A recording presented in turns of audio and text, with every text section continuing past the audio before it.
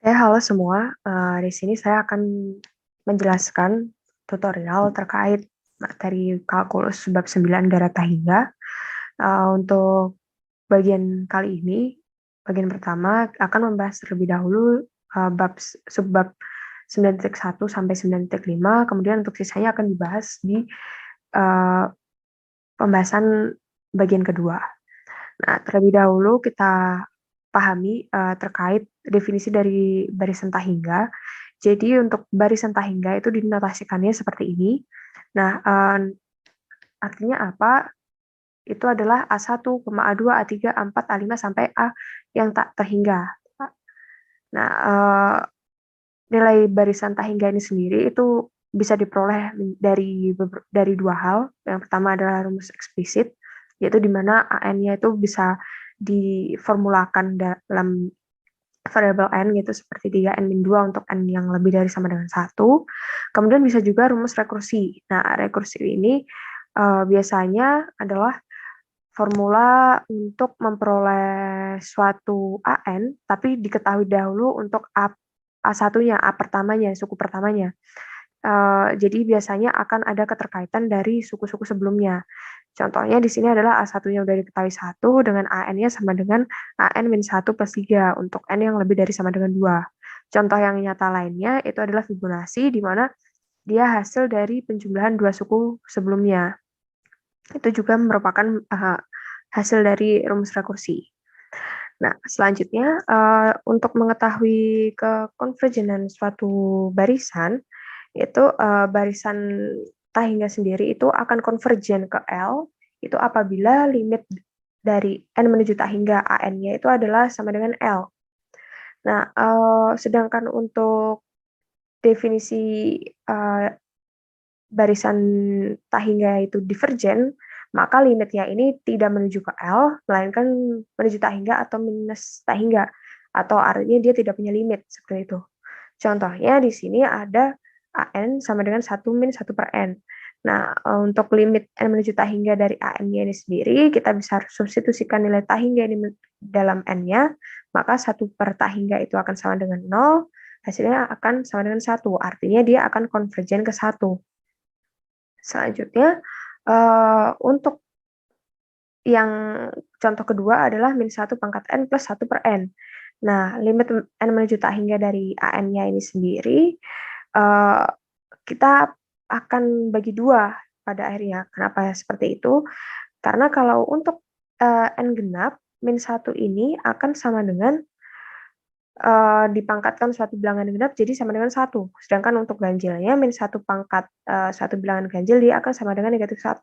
Sedangkan 1 per n-nya ini disubstitusikan nilai tak hingga, nilainya akan sama dengan 0. Artinya apa? Ketika n-nya genap dia sama dengan 1, n-nya ganjil dia sama dengan negatif 1. Jadi tidak selalu dia divergen itu apabila hasilnya tak hingga menuju tak hingga, tapi bisa juga kalau dia memang tidak punya limit gitu, karena memang hasil limitnya berbeda. Makanya barisan AN untuk formula ini tadi, dia akan divergen. Nah, untuk sifat-sifat barisan limit, itu masih sama pada kayak limit pada umumnya. Untuk limit n menuju tak hingga dari konstanta adalah konstanta. Apabila ada limit n menuju tak hingga dari k dikalikan suatu konstanta dikalikan suatu AN, ya konstantanya bisa keluar. Kemudian kalau ini dijumlahkan, dia bisa dilimitkan masing-masing, kemudian baru dijumlahkan. Sama juga untuk perkalian dan pembagian. Namun untuk pembagian diberikan persyaratan bahwa penyebutnya itu tidak boleh limitnya sama dengan 0. Nah, ada yang perlu ditekankan di sini, yaitu penggunaan L'Hopital tidak diperbolehkan untuk menghitung limit barisan. Kenapa demikian? Jadi, apabila ternyata bentuk dari suku AN-nya seperti ini tuh adalah tak hingga per tak hingga atau 0 per 0, dia tidak bisa langsung serta-merta diperlakukan menggunakan L'Hopital. Namun harus dilakukan pengubahan dulu dengan adanya statement ini. Kita menggunakan teoremanya ini. Jadi,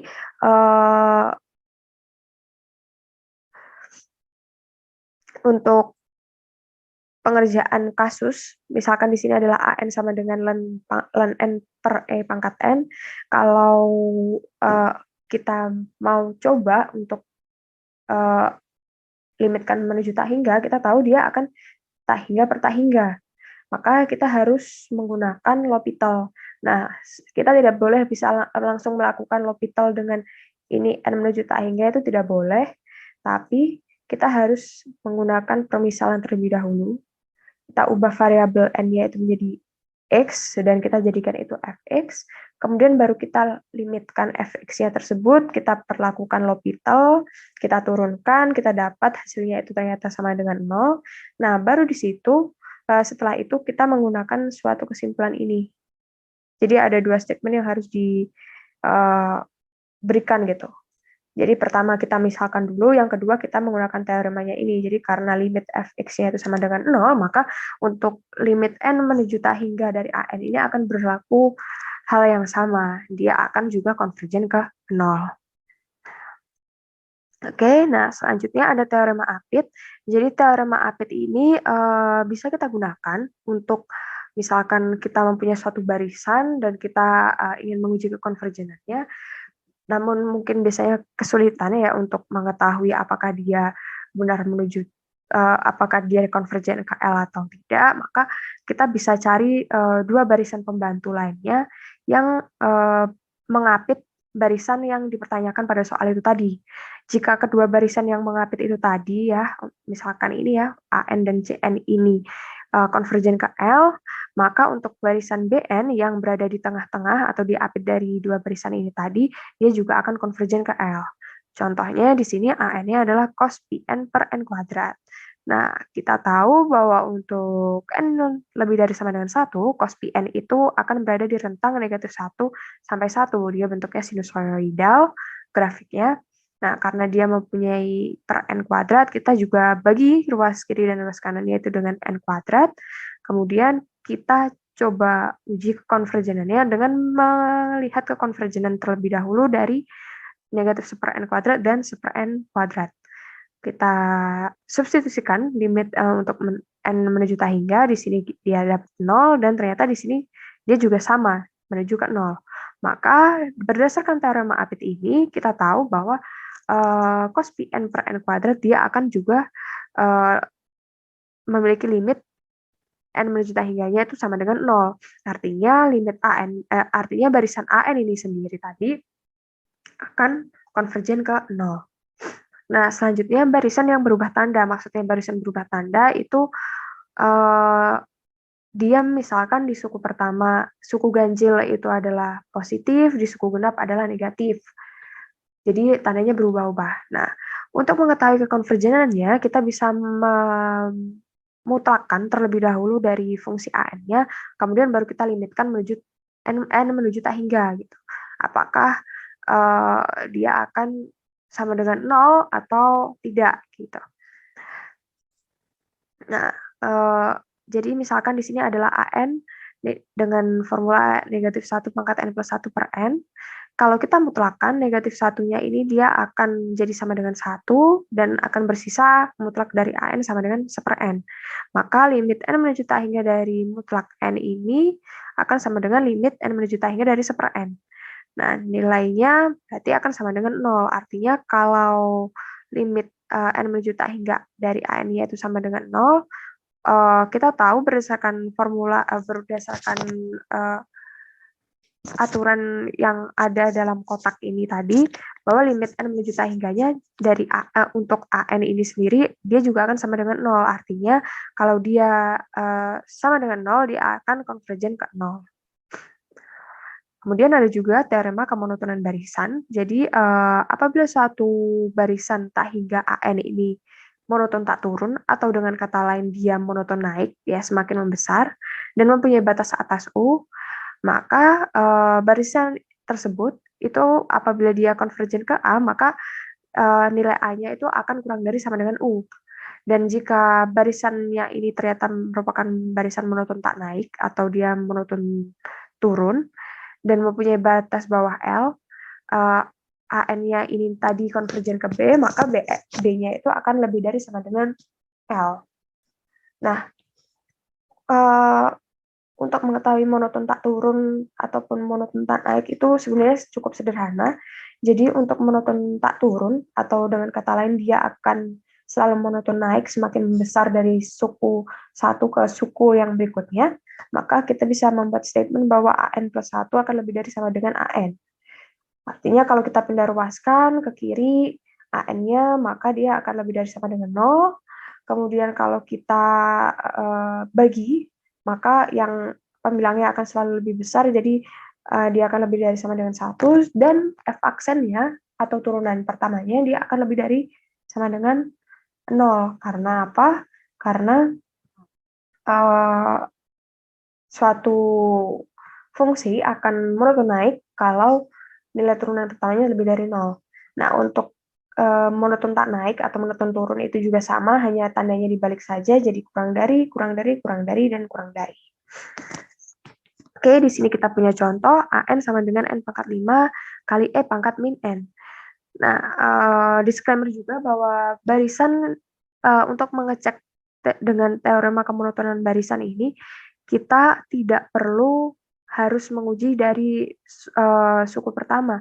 Ini bisa saja dimulai dari suku kelima, suku keenam, atau suku keberapapun, asalkan kita bisa memastikan bahwa untuk suku mulai dari suku tersebut sampai suku tak hingga, dia akan berbentuk suatu barisan monoton, entah itu monoton naik ataupun turun. Nah, di sini contohnya adalah AN plus 1 per AN. Nah, dia kita substitusikan N-nya jadi N plus 1 di sini, kemudian kita kelompokkan yang pangkat 5, kemudian di sini mungkin kita bisa saling mengurangkan kan, min N plus 1 ini dikurangi min N, dapatnya tinggal 1, makanya jadi 1 per E, min 1 ya, 1 per E ya, makanya. Kemudian kita ingin menguji bahwasanya dia akan monoton turun. Nah, untuk monoton turun, maka dia akan kurang dari sama dengan 1. Nah, di sini kita operasikan, kita bisa cari dapat N-nya, ternyata N-nya akan lebih dari sama dengan 1 per akar pangkat 5 dari E dikurangin 1. Artinya, barisan ini tadi akan monoton tak naik atau monoton tak turun mulai dari nilai N sekian ini. Nah, ternyata barisan AN tak hingga ini tadi terbatas di bawah, yaitu di 0, karena AN-nya itu sendiri dia akan pasti akan selalu lebih dari 0 kan. Nah, selanjutnya berdasarkan teorema kemonotonan barisan, maka kita tahu bahwa barisan konvergen ini akan konvergen ke A, di mana A-nya sendiri akan lebih dari sama dengan 0. Kemudian lanjut ke deret tak hingga. Deret tak hingga bedanya dengan barisan ya, karena deret tak hingga itu adalah dijumlahkan, jadi notasinya biasanya adalah sigma. Kemudian apabila kita punya suatu S, di mana itu adalah Sn ya, Sn dengan N itu adalah jumlah suku yang dijumlahkan, maka apabila kita menjumlahkan S1, S2, kita punya barisan, punya barisan dari S1, S2, S3, S4 sampai S tak hingga, barisan tersebut disebut sebagai jumlah barisan parsial. Oke, untuk mengetahui kekonvergenan deret itu kita bisa menggunakan bantuan dari barisan jumlah parsialnya gitu. Jadi jika sigma K sama dengan 1 sampai tak hingga dari AK ini konvergen dan punya jumlah S, jika barisan jumlah parsialnya ini juga konvergen ke S, mohon maaf, maksudnya jadi deret ini akan konvergen dan punya jumlah S jika jumlah parsialnya itu konvergen ke S. Namun jika S-nya ini divergen, maka sigmanya itu juga akan divergen. Nah, untuk mengetahui apakah Sn-nya ini konvergen ke S, ya kita harus melimitkan N menuju tak hingga dari Sn itu apakah dia sama dengan S atau tidak. Kemudian sifat kelinearan deret. Jadi sebenarnya ini masih sama dengan sifat-sifat dari notasi sigma, yaitu sigma dari C dikali C ini adalah konstanta dikali suatu AK, itu C-nya bisa dikeluarkan, kemudian apabila dijumlahkan maka ya bisa disigmakan satu persatu terlebih dahulu, baru dijumlahkan. Itu dia akan konvergen jika AK maupun BK-nya itu konvergen. Kemudian deret geometri. Nah, deret geometri ini sendiri mengulang seperti konsep SMA ataupun SMP mungkin sudah diajarkan, yaitu dari deret satu ke deret lainnya dia akan dikali-kalikan suatu rasio gitu. Nah, dia akan convergen jika rasionya kurang dari 1 dan divergen apabila rasionya lebih dari 1. Mengapa demikian? Karena kalau misalkan rasionya 2 atau 3, dia akan semakin membesar, dan dia akan menuju tak hingga. Kemudian untuk jumlah parsialnya, di sini adalah kasus ketika ia konvergen, maka dapat dituliskan Sn sama dengan A kali 1 min R pangkat N per 1 min R. Nah, untuk jumlah tak hingganya atau S tak hingganya, itu kita melimitkan dari N menuju tak hingga, dari Sn-nya. Perlu diingat kenapa bisa hasilnya A per 1 min R. Di sini R-nya tadi kita udah state bahwa dia adalah nilai yang convergen. Jadi kalau misalkan kita tuliskan misalkan R-nya itu sebagai 1 per X, kita substitusikan tak hingganya ini sebagai ke pangkatnya N. Nah, otomatis di sini dia akan menjadi 1 per X pangkat tak hingga. Hasilnya akan sama dengan 0. Artinya kalau di sini sama dengan 0, segini ini adalah sama dengan 1, kalikan A dapatnya A per 1 min R. Itu cara memperoleh formulanya. Nah, kita dapat contoh di sini adalah sigma dari 1 sampai tak hingga dari 2 pangkat 5N kali 6 pangkat 2 dikurangi 2N. Di sini kita kelompokkan untuk yang pangkat-pangkat N. Kita keluarkan 6 pangkat 2-nya, dapat 36. Kemudian 2 pangkat 5N dan ini 6 pangkat min 2-nya jadi 6 pangkat 6 pangkat 2. Ini kita hitung dapatnya 8 per 9 dipangkatkan N. Nah, di sini kita tahu bahwa bentuk-bentuk seperti ini tuh jadi A-nya, ini jadi rasionya. Nah, maka dari itu kita bisa tahu bahwa ternyata rasionya itu akan kurang dari sama dengan 1. Karena dia kurang dari sama dengan 1, maka kita tahu bahwa deretnya itu pasti convergen. Nah, apabila deretnya itu convergen, kita bisa cari nilai Sn-nya atau jumlah tak hingganya, S tak hingganya, itu yaitu 1 A per 1 min R, hasilnya adalah 288. Oke, selanjutnya, deret teleskopik atau deret kolaps. Kenapa disebut kolaps? Karena dia sistemnya kayak domino yang saling menjatuhkan untuk deret-deret berikutnya. Jadi suku-sukunya akan saling menghilangkan. Nah, untuk operasi menentukan konvergenannya atau tidaknya itu terlebih dahulu step by step-nya adalah kita menentukan rumus SK-nya, kemudian kita cari S tak hingganya dengan cara melimitkan K menuju tak hingga dari SK. Nah, di sini kita punya contoh limitnya seperti ini. Mohon maaf, bukan limitnya, sigmanya itu seperti ini. Nah, ini bisa kita pecah. Jadi biasanya kalau deret teleskopik itu memang harus dipecah menjadi biasanya paling sering ya 2 suku, operasi dari 2 suku gitu. Dan biasanya pasti mengurangkan sifatnya.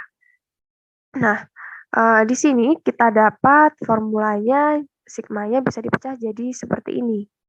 Nah, karena bisa dipecah seperti ini, kita bisa state bahwa ini adalah suatu deret SK seperti itu. Nah, kalau kita substitusikan nilai 1, maka pertama 3 kali 1 kurangi 1 jadi 2, 3 kali 1 tambah 2 jadi 5. Untuk nilai N-nya 2, berarti 3 kali 2 kurangi 1 jadi 5, 3 kali 2 tambah 2 jadi 8, dan seterusnya. Kita tahu bahwa ternyata, di sini ada saling mencoret atau saling menghilangkan. Kita bisa coret semuanya, sampai yang terakhir tersisa adalah suku terakhirnya ini. Nah, suku terakhirnya ini memang tidak bisa dicoret karena dia memang terakhir kan, karena dia yang nilai ke K. Sampai di sini kita tahu bahwa SK-nya itu jadi bisa dipersingkat jadi 1/3 kali setengah dikurangi 1/3 plus 2. Di sini kita limitkan menuju tak hingga, jadi untuk limit menuju tak hingga, K-nya ini di sini di penyebut dia akan menjadi sangat besar, maka nilainya akan sama dengan 0, dan ini 1/3 dikali setengah hasilnya adalah 1/6. Artinya apa? Sigma ini tadi dia akan konvergen dan mempunyai jumlah S tak hingga sama dengan 1/6. Selanjutnya kita punya deret konstan. Deret konstan ini adalah deret atau sigma dari suatu konstanta. Maka dari itu kalau konstanta misalkan sigma 1 sampai 3 dari K, maka ya kita bisa tuliskan 3 kali K gitu deretnya. Nah, karena di sini menuju tak hingga, maka nilainya akan sangat begitu besar sehingga dia akan divergen. Dengan catatan khusus bahwa C-nya itu tidak sama dengan 0 ya, karena kalau 0 ya pasti dia akan convergen gitu kan 0. Nah, untuk deret harmonik itu didefinisikan sebagai sigma dari n sama dengan 1 sampai tak hingga. Nah, biasanya lebih mudahnya kita mengenalinya kalau dia bentuknya urut gitu. Jadi 1 plus setengah plus sepertiga seperempat seperlima dan seterusnya. Ini dia akan divergen. Kenapa seperti itu? Karena dia nilainya pecahannya akan semakin membesar dan tidak ada pola semacam dari geometri atau yang lainnya. Jadi dia akan hasilnya divergen. Nah, selanjutnya ada deret P. Jadi deret P ini sebenarnya dinotasikannya sebagai ini, sigma dari N sama dengan 1 menuju tak hingga dari 1/N pangkat P. N-nya ini ya bisa ganti 1, 2, 3, jadi 1/1P, tambah 2P, 3P, dan seterusnya.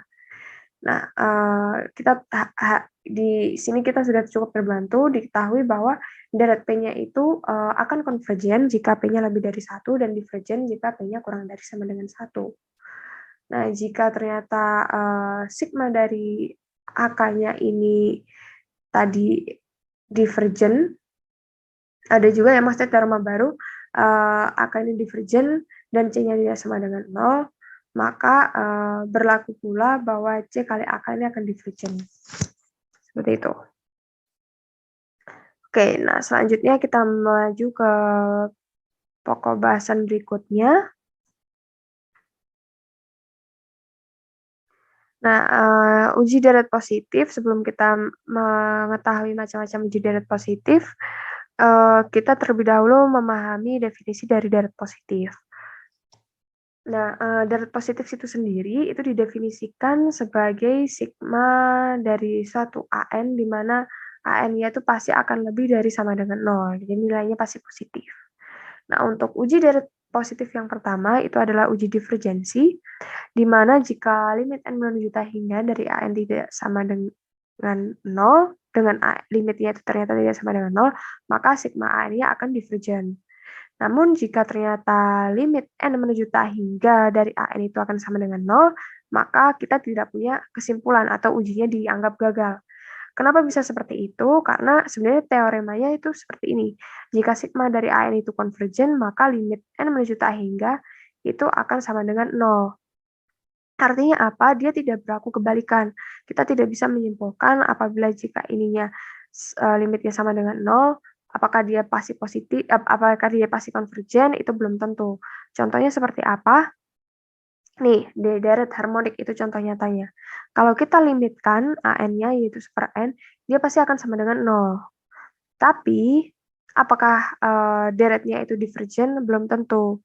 Barisannya memang konvergen karena menuju ke 0, tapi deretnya itu akan divergen karena akan terus bertambah. Nah, contohnya di sini ada 2N plus 2 per N plus 5. Kita limitkan menuju tak hingga, ternyata kita dapat nilainya sama dengan 2. Karena dia tidak sama dengan 0, berarti AN-nya dia divergen. Kita udah bisa langsung menyimpulkan. Lebih enak. Nah, tapi ternyata kalau untuk 1/ln n, untuk limitnya menuju tak hingga, dia akan sama dengan 0. Nah, di sini ketika dia sama dengan 0, maka tidak ada kesimpulan dan kita membutuhkan pengujian yang lebih lanjut, yaitu menggunakan bantuan-bantuan uji-uji lainnya. Nah, uji yang kedua itu adalah uji jumlah terbatas, yaitu di mana jika deret HN itu konvergen, itu hanya terjadi jika dan hanya jika jumlah parsial Sn-nya itu terbatas di atas.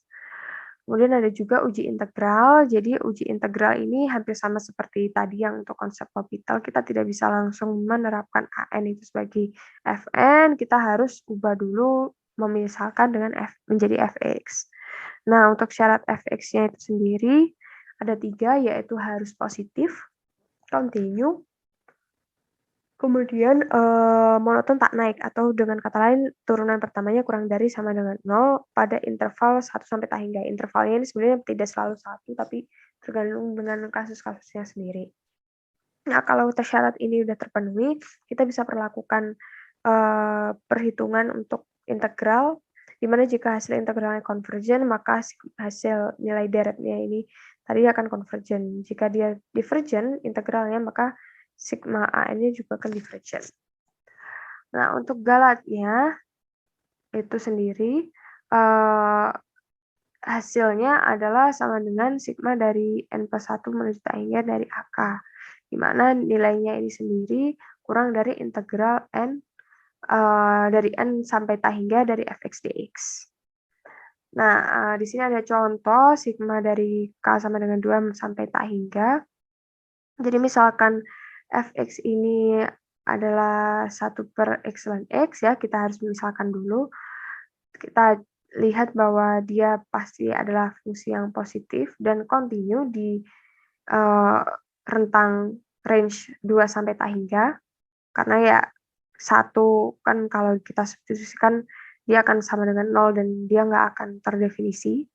Nah, maka kita bisa buat f aksen x itu sama dengan negatif x ln x pangkat min 2 dikali ln x+1. Nah, kalau kita coba hitung karena ini ada negatifnya, maka dia hasilnya akan kurang dari 0.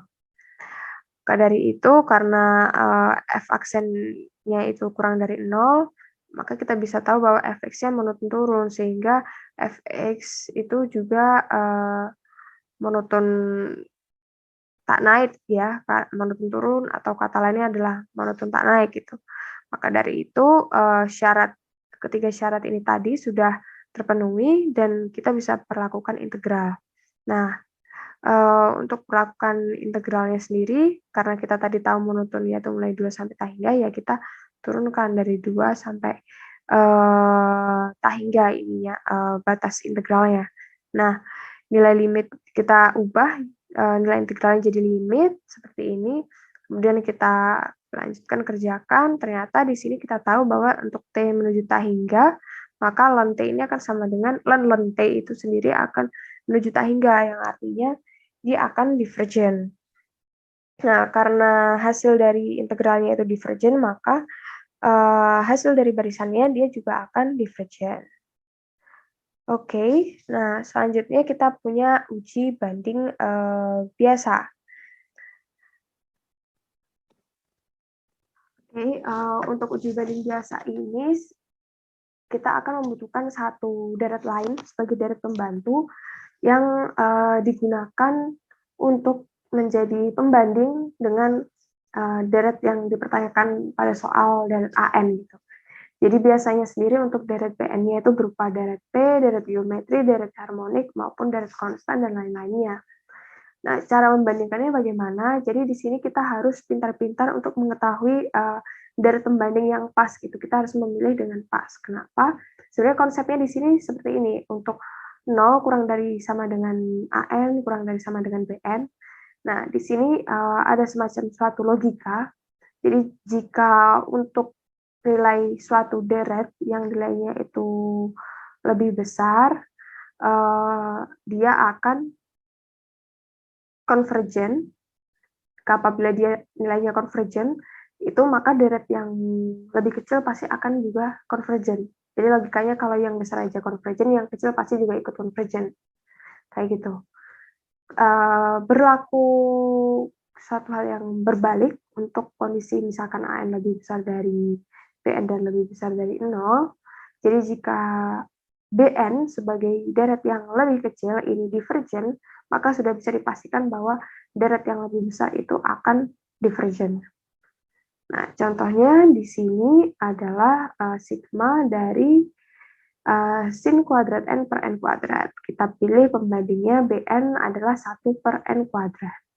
Nah, 1/n kuadrat ini kita tahu bahwa kita limitkan menuju tak hingga dia hasilnya sama dengan 0. Dia berarti nilainya adalah convergent. Dan atau bisa juga kita artikan dia itu sebenarnya adalah deret P, ya kan? Karena apa? Karena P-nya itu sama dengan 2 gitu, dan 2 lebih dari 1. Kita ingat di sini tadi bahwa kita punya deret P konvergen jika P-nya lebih dari 1. Nah, selanjutnya di sini karena kita sudah tahu deret BN-nya ini konvergen, kita harus coba lihat apakah deret BN ini akan lebih besar daripada AN. Nah, ternyata kan kita ingat ya bahwa sin kuadrat N ini sendiri rentang sin, mohon maaf ya, sin ya. Jadi sin itu sendiri kan sebenarnya antara min 1 sampai 1 gitu kan. Nih, seperti ini. Maka kalau kita kuadratkan dua ruas ya berarti sin X-nya ini kuadrat kurang dari sama dengan 1.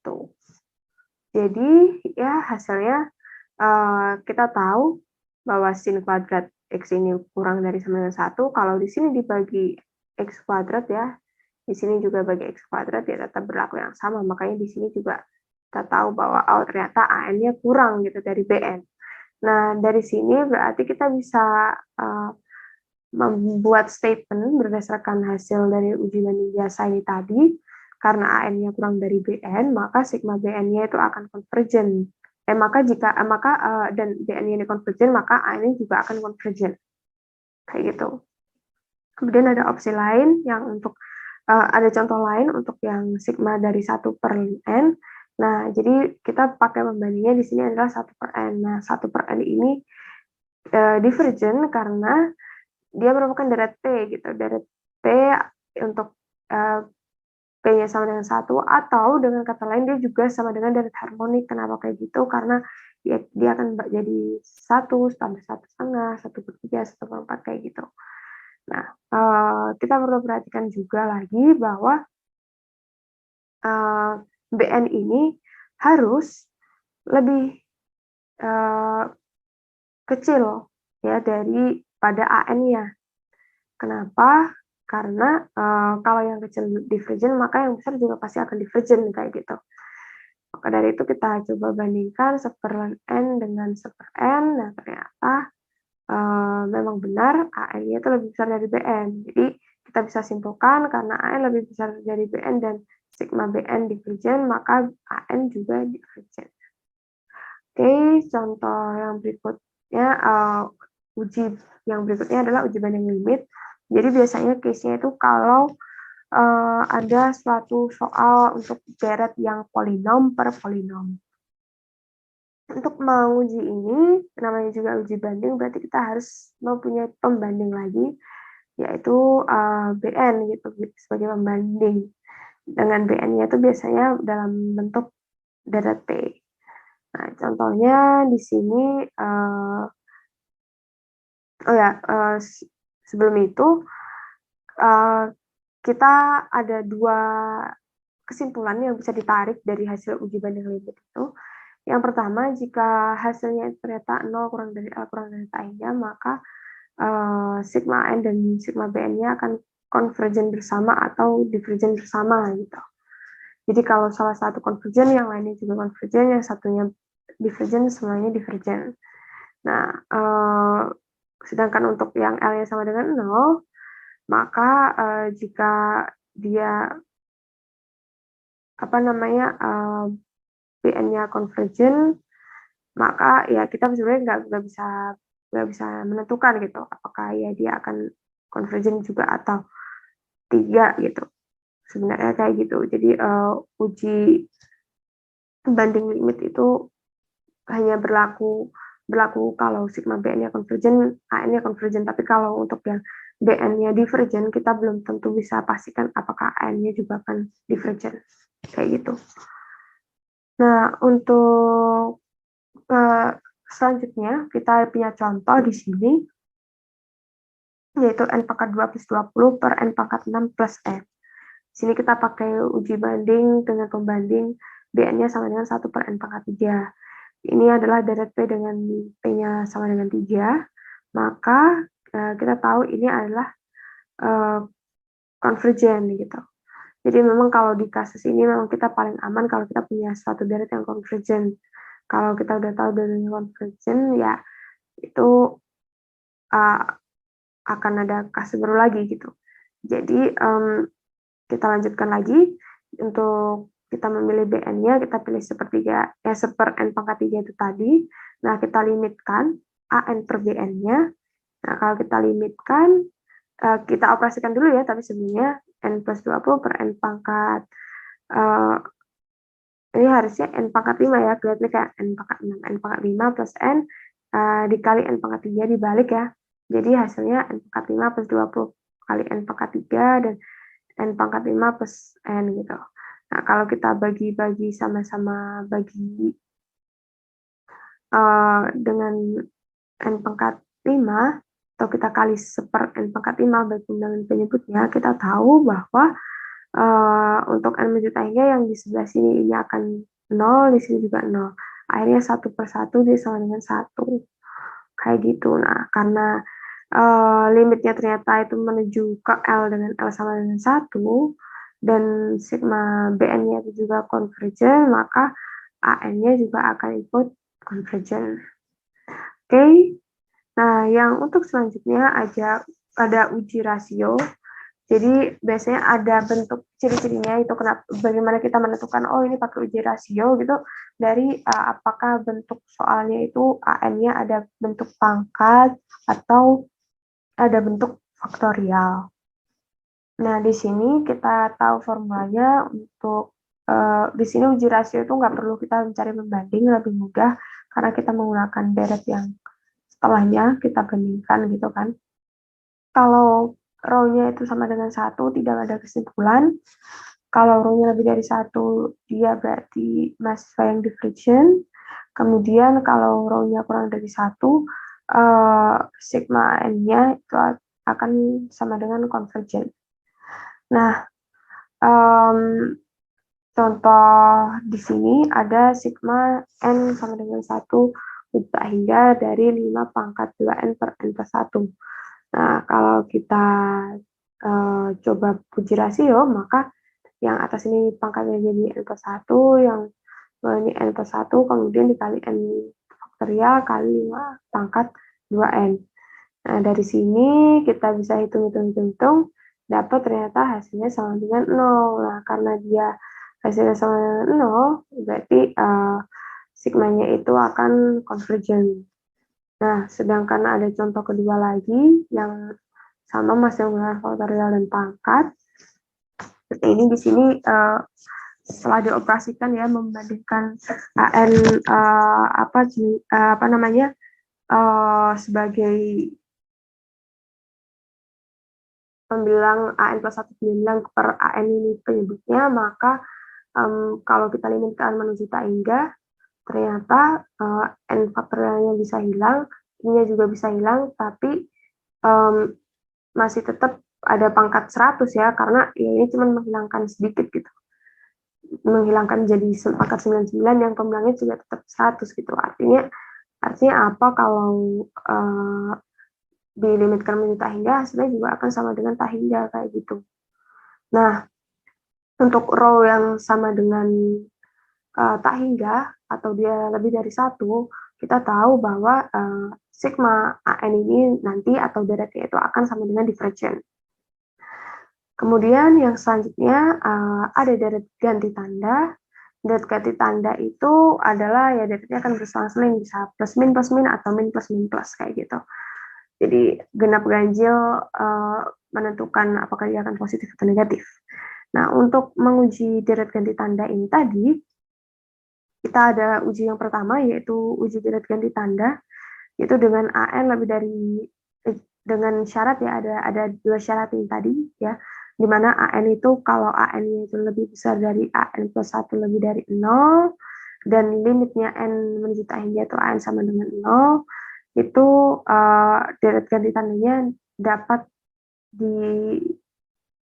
diputuskan bahwa dia adalah konvergen. Tapi jika salah satu dari syarat ini tadi tidak terpenuhi, maka sudah dapat dipastikan dia akan divergen. Contohnya seperti apa? Contohnya ini. Ini adalah deret ganti tanda ya. Nah, dengan AN-nya, formulanya ini ya, AN diingat-ingat. AN itu berarti ini 1 per akar N. Nah, 1 per akar N namanya akar juga pasti lebih dari 0, maka dia pasti lebih dari 0 terpenuhi. Untuk yang pertama, apalagi untuk N plus 1 ya, berarti kan di sini sebenarnya 1 per akar N plus 1. Berarti yang membagi makin besar, artinya dia akan semakin kecil gitu nilai AN plus 1-nya dibandingkan AN. Berarti syarat pertama udah terpenuhi ya. Ini juga pembuktian bahwa dia memang lebih besar dari 0 gitu semuanya. Kemudian kita uji untuk syarat yang kedua. Jadi kita limitkan menuju tak hingga. Kita limitkan menuju tak hingga, di sini juga tak hingga, akhirnya 1 per tak hingga sama dengan 0. Nah, karena dua syarat ini terpenuhi, maka dia akan convergent. Oke, nah selanjutnya adalah uji konvergensi mutlak. Ya, uji konvergensi mutlak ini ya kita coba dulu memutlakkan dari deretnya, dan jika dia convergent, maka ya untuk deret ganti tandanya itu akan convergent. Contohnya seperti ini, dia ini deret ganti tanda, kita mutlakkan, dapatnya langsung ya, negatif 1 pangkat N plus 1-nya ini hilang, jadi 1 per N kuadrat. Dan ini adalah suatu deret yang convergent, karena dia merupakan deret P dengan P sama dengan 2, dan P sama dengan 2 itu lebih dari 1, yang artinya convergent. Oleh karena itu, karena dia tadi ya, berdasarkan statement yang pada kotak ini, kalau mutlaknya aja dia convergent, berarti ya formula biasanya dia juga convergent. Kemudian selanjutnya ada uji rasio mutlak. Nah, uji rasio mutlak ini kita akan merasiokan untuk suku N plus 1 dengan N, suku ke N ya. Kemudian kita limitkan menuju tak hingga. Nah, untuk kesimpulan yang bisa diambil ada 3. Jadi untuk rho-nya itu kurang dari 1, maka dia akan convergent mutlak. Untuk lebih dari 1, maka dia akan divergent. Kalau dia sama dengan 1, kita tidak punya kesimpulan. Seperti itu. Jadi ya ini sebenarnya base case-nya hampir mirip gitu, seperti uji yang sebelum-sebelumnya tadi. Nah, untuk selanjutnya kita ada 3 macam ya untuk deret ganti tanda, yaitu convergent mutlak, convergent bersyarat, dan divergent. Jadi kalau deret ganti tanda itu ya kita punya ada negatif 1 pangkat N plus 1, sedangkan untuk deret yang mutlak ya kita tinggal A1, A2, A3, A4 gitu dan seterusnya. Nah, suatu deret ganti tanda ini akan convergent mutlak jika deret mutlaknya itu convergent, ganti tandanya convergent. Jadi kalau kita cuma menguji deret ganti tandanya doang convergent, kita belum tentu bisa nge-state gitu kalau dia emang lagi convergent mutlak gitu deret ganti tandanya. Namun ada juga convergent bersyarat, yaitu di mana ketika deretnya di mutlak dia divergent, tapi ternyata deret ganti tandanya convergent gitu. Jadi kalau kita udah uji deret ganti tanda itu sama-sama convergent, baru kita harus hitung lagi gitu, apakah deret mutlaknya convergent atau divergent. Kemudian untuk divergent ini sendiri, ya dia pasti baik keduanya pasti akan divergent. Kemudian langkah-langkah menguji deret ganti tanda ya sebenarnya ini sama seperti yang tadi udah aku sebutin gitu. Kita cek dulu limit N menuju tak hingga apakah dia sama dengan 0 atau tidak. Kalau dia tidak sama dengan 0, maka mama yang bilang divergent gitu. Maka sigmanya ini dia itu akan menjadi divergent gitu. Jadi ya udah selesai gitu. Pengerjaannya sudah bisa selesai karena kesimpulannya sudah bisa dapat. Tapi kalau limitnya N menuju tak hingga AN ini ternyata sama dengan 0, kita harus lanjutkan ke part 2 gitu. Nah, kita harus menguji deretnya itu dengan menggunakan uji deret positif. Nah, jika dia convergent, maka dia akan convergent mutlak. Tapi kalau dia ternyata divergent, jadi kita coba gitu lagi untuk uji deret ganti tanda. Apakah dia convergent atau divergent. Kalau dia convergent berarti dia akan convergent bersyarat, kalau dia divergent, divergentnya bersyarat, kayak gitu. Nah, ini ada contohnya. Di sini, kalau kita mutlakkan kan jadi super n. Nah, ini merupakan deret harmonik. Nah, deret harmonik ini adalah suatu deret yang divergent, karena ya kalau kita bentuk dia jadi deret P, maka ini adalah deret P dengan P sama dengan 1, dia divergent. Nah, kemudian karena dia divergent sesuai dengan skema ini tadi, ya, jadi setelah kita mutlakkan dan kita uji deret positif ternyata dia divergent, kita baru uji ganti tanda. Uji ganti tanda, kita lihat apabila dia dilimitkan menuju entah hingga, dia sama dengan 0 gitu. Nah, kita perhatikan juga bahwa AN-nya ini kan sama dengan 1/n, dia itu pasti lebih dari 0, karena dia positif ya, kemudian untuk n kurang dari n-1 berarti kita tahu bahwa ya kalau ini dijadikan seper gitu kan tandanya akan berubah, maka kita tahu AN-nya pasti lebih dari sama dengan AN plus 1, maka ya AN akan lebih besar dari AN plus 1, kan lebih besar dari 0, dan ini udah memenuhi gitu, karena ini positif, ini limitnya 0, ini juga positif, jadi syarat-syarat untuk pengujian deret ganti tanda itu udah terpenuhi, jadi dia convergent. Nah, artinya kalau tadi yang awal dia divergent kemudian jadi convergent, maka sigma dari formula ini tadi dia akan convergent tapi bersyarat. Oke, jadi selanjutnya ini adalah bagian terakhir pada pembahasan kali ini, yaitu deret pangkat. Jadi deret pangkat itu untuk umumnya ada dua, jadi berpusat di 0 ataupun di C.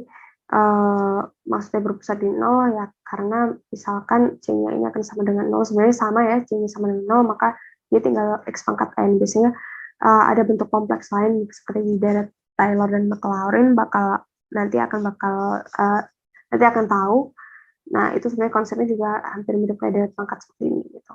Kemudian ada himpunan konvergenan dan janjian konvergenan. Himpunan konvergenan ini sendiri adalah himpunan di mana deret pangkat itu akan konvergen. Nah, teoremanya itu sendiri ada dua ya, sesuai dengan kalau dia berpusat di 0 atau berpusat di C.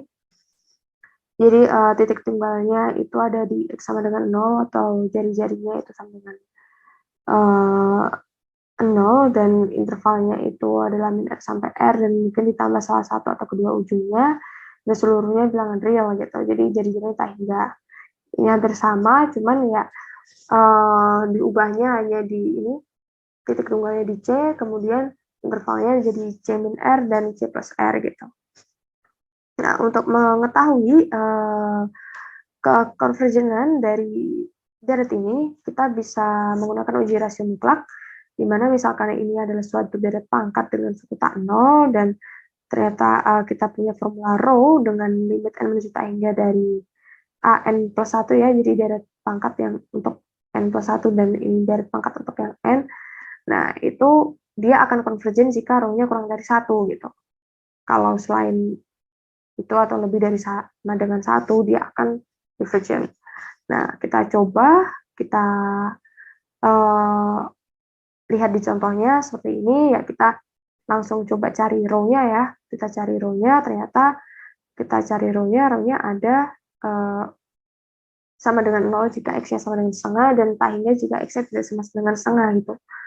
Nah, di sini karena rho-nya itu sama dengan 0, atau kurang dari, ya rho-nya sama dengan 0 yang kurang dari 1 itu hanya jika pada saat X-nya sama dengan setengah, maka kita bisa menyimpulkan bahwa deret ini hanya konvergen pada X sama dengan setengah gitu. Dengan himpunan kekonvergenannya adalah setengah dan jari-jari kekonvergenannya adalah 0. Nah, kemudian untuk contoh yang berikutnya ada yang sama, ya kita cari dulu rho-nya.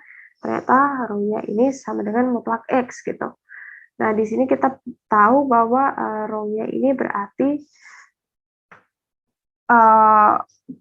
bisa diartikan sebagai X, mutlak X itu kalau dia convergent ya, kalau kita mengasumsikan dia convergent, ini row-nya itu akan kurang dari 1 gitu.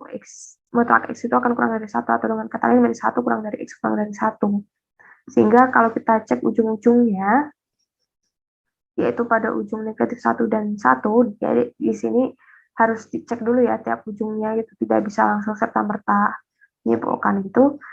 Nah, ternyata setelah diuji, kita substitusikan untuk yang X-nya sama dengan negatif 1. Nah, diperoleh bahwa ini ternyata merupakan deret P gitu, dengan P-nya sepertiga atau kurang dari 1. Nah, kita ingat bahwa deret P yang kurang dari 1 itu, dia adalah deret yang divergen. Nah, untuk yang X-nya sama dengan 1, nah kita dapat ternyata dia adalah bentuk deret ganti tanda di sini. Karena ada min 1 pangkat N. Nah, kita di sini berarti kita melakukan uji lagi untuk uji deret ganti tanda. Uji deret ganti tanda, kita mutlakkan, kemudian kita limitkan ke juta hingga hasilnya sama dengan 0 gitu. Nah, ternyata kalau kita perhatikan bahwa N-nya ini sendiri tadi adalah 1 per akar pangkat 3 dari N, itu lebih dari 0, dan ternyata dia juga lebih besar dari untuk yang N plus 1, maka kita ingat bahwa dari 3 syarat uji deret ganti tanda itu terpenuhi. Kalau dia terpenuhi, maka dia convergent. Nah, berarti kita punya kesimpulan bahwa himpunan kekonvergenannya itu adalah negatif 1 kurang dari X kurang dari sama dengan 1, ya, karena yang negatif 1 tadi dia divergen, makanya tidak ada tanda sama dengannya, dan jari-jari konvergenannya adalah sama dengan 1 gitu. Selang konvergenannya itu adalah A kurang dari X kurang dari B. Dan untuk jari-jarinya kita bisa cari dengan B min A per 2 gitu. Kemudian ini ada contoh berikutnya. Nah, di sini kita uji rasio mutlak dulu ya, kita cari nilai rho-nya, kita dapat nilai rho-nya sama dengan 0. Nah, untuk nilai rho sama dengan 0, ya, kita ingat ya bahwa artinya dia itu convergen gitu, karena untuk rho kurang dari sama dengan 1 kan dia convergen. Kalau dia rho-nya sama dengan 0 berarti dia convergen. Jadi deretnya ini akan konvergen di seluruh bilangan real, dan himpunan konvergenannya mulai dari negatif tahingga sampai tahingga gitu, dengan jari-jari konvergenan tahingga juga. Kurang lebih seperti itu. Dan ya, di sini ada tambahan untuk misalkan fx sama dengan x plus 1 pangkat x, jika fx-nya sama dengan x per x plus 1, maka kalau kita limitkan, ya kita bisa dapat ini jadi harus menggunakan L'Hopital ya, dia dapatnya negatif 1 gitu. Nah, kalau dia udah selesai, ini di sini dilakukan limit kembali dari fx-nya, dan diperoleh ternyata pangkat min 1 itu sama dengan 1/e gitu. Hasilnya ternyata dapatnya 1/e. Jadi limit n menjadi hingga n plus 1 pangkat n ini adalah sama dengan 1/e. Itu adalah bahasan pada kali ini. Sekian atas perhatiannya. Apabila ada yang kurang jelas atau yang lainnya bisa ditanyakan di grup. Sekian, terima kasih.